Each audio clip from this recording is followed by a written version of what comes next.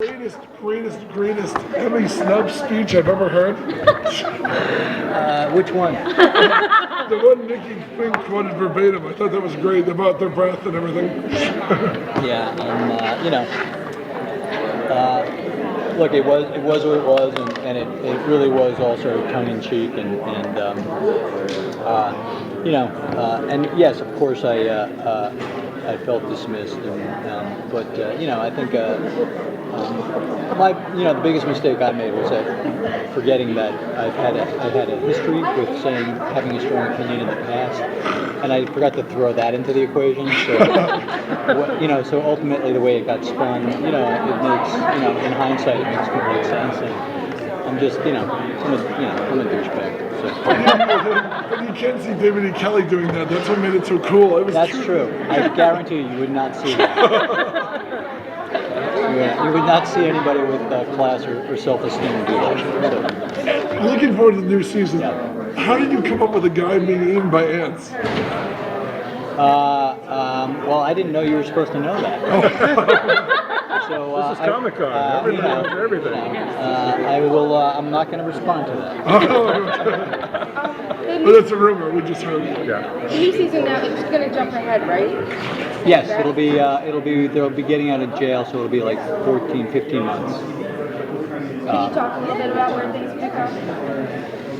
Things pick up sort of where they left off in terms of where they're at because they've been in jail.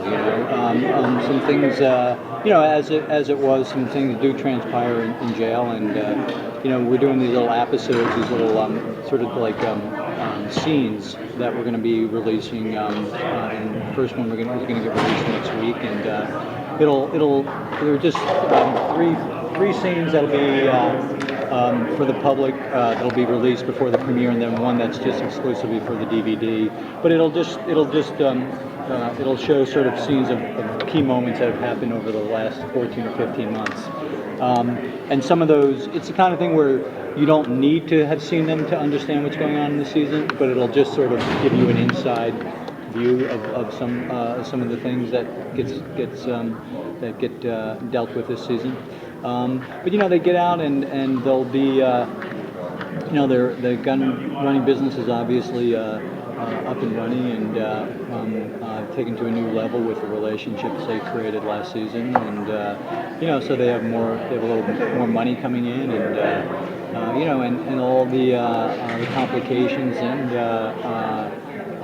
dynamics that happen when you start throwing more money into any situation. So it'll be a lot of the inner workings of the club this year. Kara's leaving. Sorry, guys. You got that all on film. Thank you. There's a new sheriff, right? There is, yes. And things are going to change as far as the dynamic that the club has with the local law enforcement? Well, I think it's been changing for a while,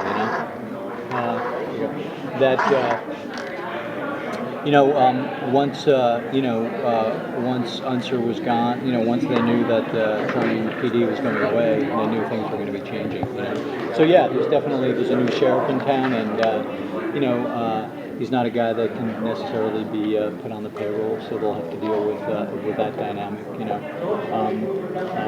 But the interesting thing is these guys never really. Most of their business is outside of charming.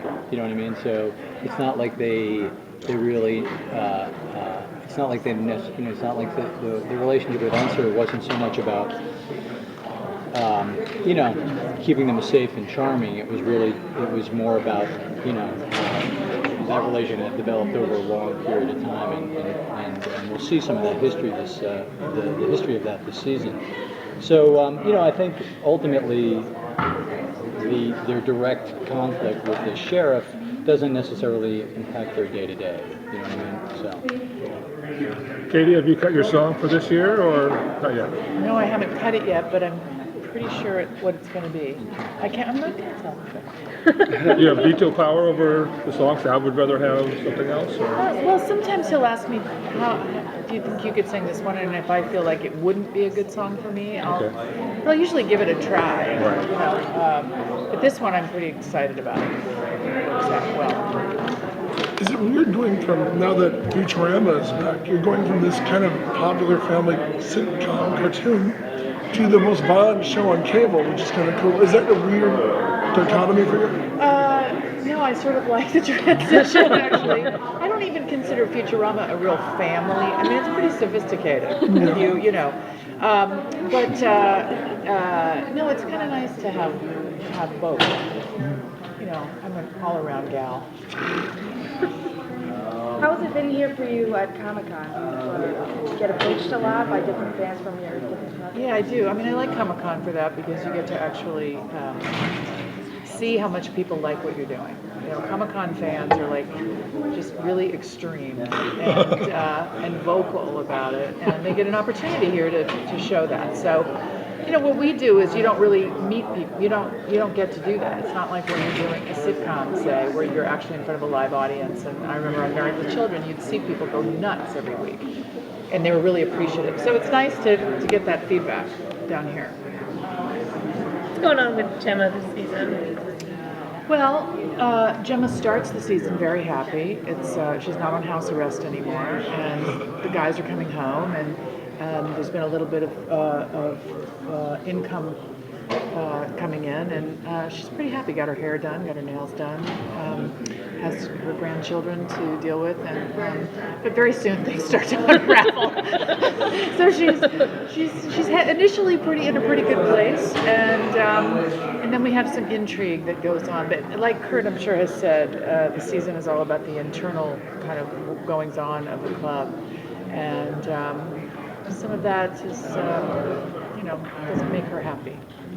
Will that bring up sort of the mythology of Jax's dad and? How much can we say? Yeah, I never know how much to say.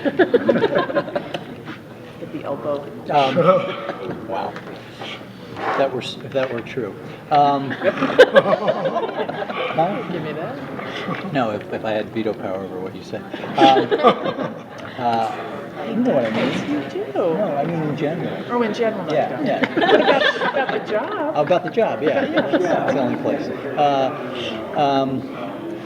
You sound so henpecked. I know. And you're just so not. I'm so not.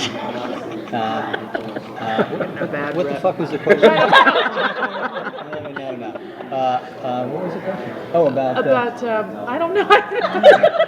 Well, the mythology. Oh yes. The letters that Tara found at the end of the season, that will definitely inform one of the bigger arcs this season. Is there actually a series arc besides the seasonal arc, an overall arc for the show? Yeah, definitely. I mean, not necessarily like point by point, but I definitely know where I'm heading with it. So, as the seasons progress, the road just keeps getting more narrow, When you conceived the series originally, are you in the place here in season 4 where you thought you would be, or has the direction sort of changed in certain ways? That's a good question. I think so. I think, the truth is you have this overall sense of where you want to go, but you never really, trust me, the last thing you were thinking about when you're writing a pilot or trying to come up with the ideas for season 1 is you're never really thinking about the problems you're going to have in season 4. So, I feel like, let me put it this way, I feel like I'm definitely on track in terms of where it's going. I never really gave much thought in terms of, what season would this happen or when will this happen kind of a thing, you know what I mean? To me, the way it's progressing based on really, where they're at emotionally and the circumstances that happen, so that the way it's unfolding to me feels very logical, you know what I mean?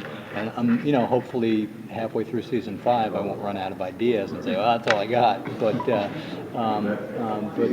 so I don't know in terms of the timing of it all. I just know that the theme of it and the overall story is playing out in the right direction. The violence in the show is, again, since the original I'm from Fangoria, by the way, but the violence is so operatic. Where do you come up with it? Operatic, is that what you said? Yeah, I mean, in terms I of love that you building. said that. Thank you. But it's literally since Sopranos, you haven't seen that level of jaw-dropping, water-cooler, violent discussion at work the next day. Could you tell us how you come up with that? And for you, working with Sonny Barger as well, I'd like to hear about it. I just, to me that's the fun stuff, you know what I mean? And the fact that I got to do a lot of that on The Shield and get to do more of it on this show.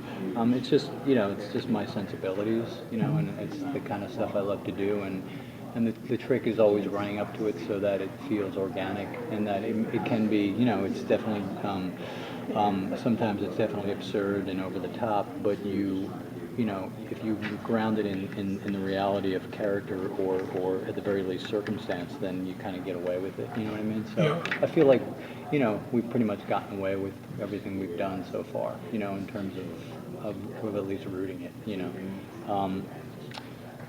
and Sonny, I just know he's a fan of the show, and I've met him through friends, and he's a sweet guy. He's a really sweet guy. Is he coming back, Loves his or horses. is that to be determined? He's riding Is he coming back, or is that to be determined? I think we may try to get him back. Obviously he's in prison, but I think if I do, I'll probably point it towards the end of the season. You know what I mean? But I've talked to him about it, and he definitely would like to come back. So I think he had fun. Yeah. And it's a great job. It's really fun. Giselle was such a great nemesis. Did you ever think about, okay, maybe I don't want to kill her? Who's that? June. June, after that arc played out and she ultimately, had her lover killed, like there's just no place else to go. She eventually had to go. Yeah. She was just, she crossed She wasn't supposed to stay as long as she did, actually. Yeah, I mean, But that's she did all. such a great job. Ally Walker is such a great actress, and particularly in that role. Yeah, she did great. That moment was amazing too. That wasn't amazing. That was. And Ryan Hurst was great in that moment. Great. Yeah, that character was really, it was after I killed off Cone, which I knew I was going to do. I knew I was going to have that, the first time we saw Jackson Terra hooking up was going to be with a dead body lying next to him. And so I knew I was going to do that. Romantic. I'm just a romantic. Just a romantic at heart.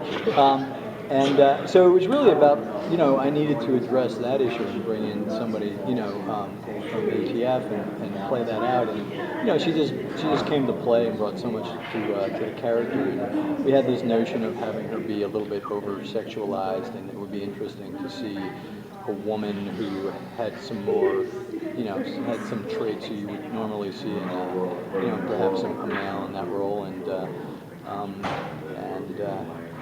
We just, had just a little bit too much spunk, and then she just, she did such a great job, and we're really able to run with it, Was it fun playing opposite her, like in the yeah. scenes where? Last question here, guys. What you got? Oh yeah, Allie's really, Allie's great. She was so great, and like I said, it wasn't supposed to be what it ended up being, but she just really knocked it out. If you like your own character on the show, Katey, what was your favorite arc? My favorite arc? Yeah, for you on Sons. Well, certainly season 2, when she had to hold that secret for the entire time. I thought that was such a clever, it was such an interesting way to deal with that situation. It made so much sense, being who she is, and that her higher purpose is to protect her family, and knowing that giving up that secret would sacrifice the higher good. It's like, it's what's best for the group. And so that was a really interesting part to play as an actor, and to be able to, I loved how it all kind of was laid out, and the reveal, and it came when it came. I just thought it was beautifully written, the entire situation. So that's been my favorite arc. Just real quick, have you had any? The show is kind of pushes the bounds, I think, as far as content and, you know, the sex, the violence, or whatever. Have there been any limitations as far as working with FX on stuff? Have you reached a point where they're like, the line has been drawn here, you know? You can't say the F word. Which No, really I bums mean, me. Dying. you know, I have a really good relationship with our S&P standards and practices person, you know, and it's, you know, some of it's just odd and arbitrary, and you know, it's like, really, I can't use the word retarded anymore, and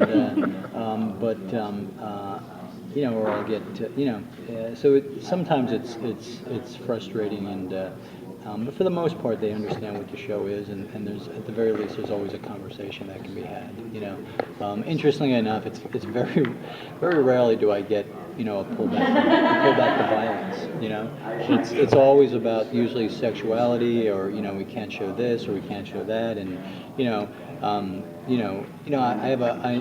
had this whole porn arc in season 2, and we're doing some of it again in season 4, and you know, it's like I can't, like, you know, I can't show sex talk. It's sort of like, you know, these rules are very odd, and so there's definitely you know, some hurdles and some hoops I have to jump through, but it's never really about creatively, you know what I mean? I never. Early on, I think in season 1 there were conversations, but you know, but now they kind of let me. It seems like you've gotten creative with that, with especially guys, the we gotta wrap background this up. stuff. Thank you guys so Thanks, much.